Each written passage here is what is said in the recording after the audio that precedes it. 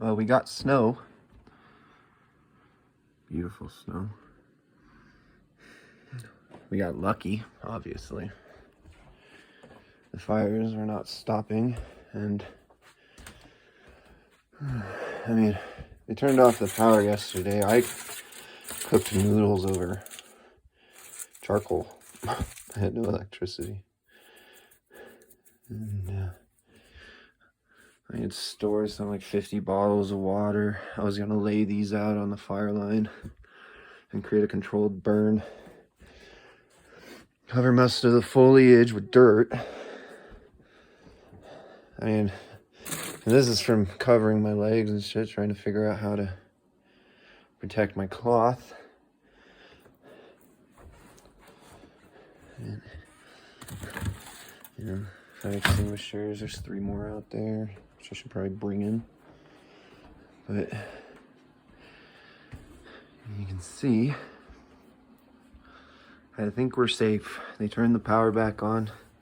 I left the lights on so it would wake me right up, and it did. Beautiful snow. But the winds last night were brutal.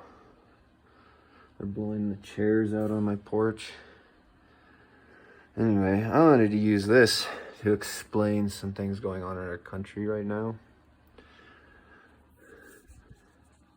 See, we all think majority matters in democracy, but I just want to say fuck the majority, because the majority, when the time comes, they run away.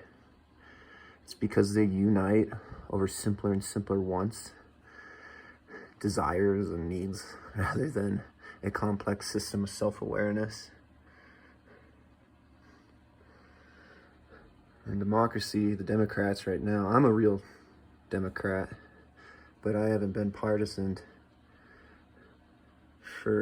since 2008. I quit that because when Obama said change, we all interpreted change in our own way, right? And people then simplified their connection around that change, and we each had our own expectation, but nobody really analyzed what that meant. And I classify myself as a naturally born philosopher for various reasons. But when I expanded Plato's Cave, I tried to show a corruption in leadership on how to releasing somebody from their entanglements, and then you could demonstrate the way out. And through knowledge of escaping this cave, you'd find reality, and you could dictate what that reality is to the person you freed. So then I elaborate that with 1 versus 100, the value of the self-righteous versus the self-indulged, to demonstrate these paradoxes we all have in one another, to collapse democracy, to corrupt it. Because the majority right now, if these people in this town, on this hill, if it hadn't snowed, this would all eventually burn down. They couldn't stop it. The wind was brutal. I mean, you should see the foliage down there, the piles of it, this whole land. All these mountains are just covered in things that are not willing to not light on fire. They're just gonna burn. People all ran away, and it's just me here because people don't understand what is right and wrong anymore. If there's a mandatory evacuation, why the fuck are you running away? We could have had a council meeting, a place to bring people together, and I'm working this land thinking, gosh, we had gardeners right now, people with real skill sets that use those muscles. They could go and create a dirt line, and then people like me with, I mean, I've got inventions and ideas that I've been just hoping somebody else will just take them and go and fight the fires. But no. We needed people at the hardware stores with sheet metal so that we could create these grids that just allow embers to be retained and controlled. And then you would know where, and it's 1 foot by 1 foot perimeter. And we could have an army of people in a community fighting these fires together rather than running away, paying off the firefighters, who are already limited in number. And if somebody, whoever lit these fires, because, I mean, they're obviously not natural, they were surrounding us, they could have just gone elsewhere while the firefighters are all over here. These people could have burned down the entire state if they wanted to. And, well, how you corrupt democracy is simplifying your common needs to the most basic features. And what's simpler than thinking? Wanting.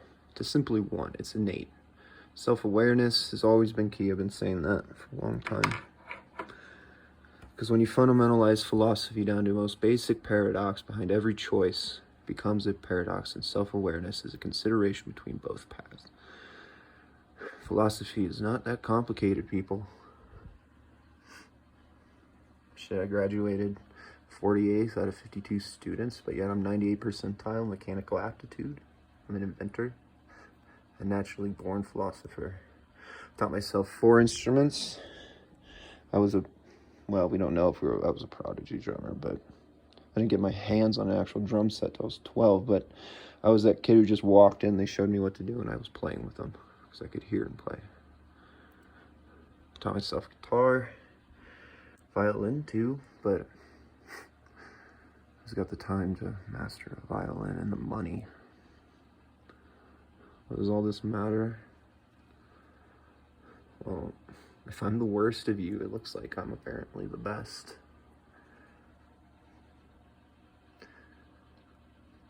And these people want to govern us, tell us what to do, because they think they can think for us, rather than simply asking somebody, what is it you need? What is it you want?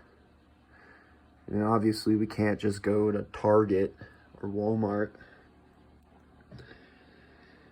and just pick out everything, because all the stores would go empty. There's too much. There's too many people and too little to go around. But if you learn a little fucking control, you can survive without electricity, like I have. It wasn't too long ago that people didn't have electricity. Why y'all lost the freaking will and creativity to survive in something not built for you, to do it through your own ingenuity. 3 coals is all it takes to boil a little pan of water. Your noodles aren't going to be cooked all the way and evenly, but at least it's fucking food.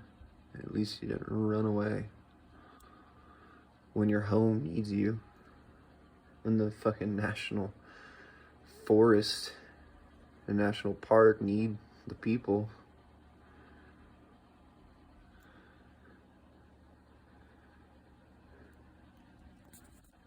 Anyway, I can go on all day.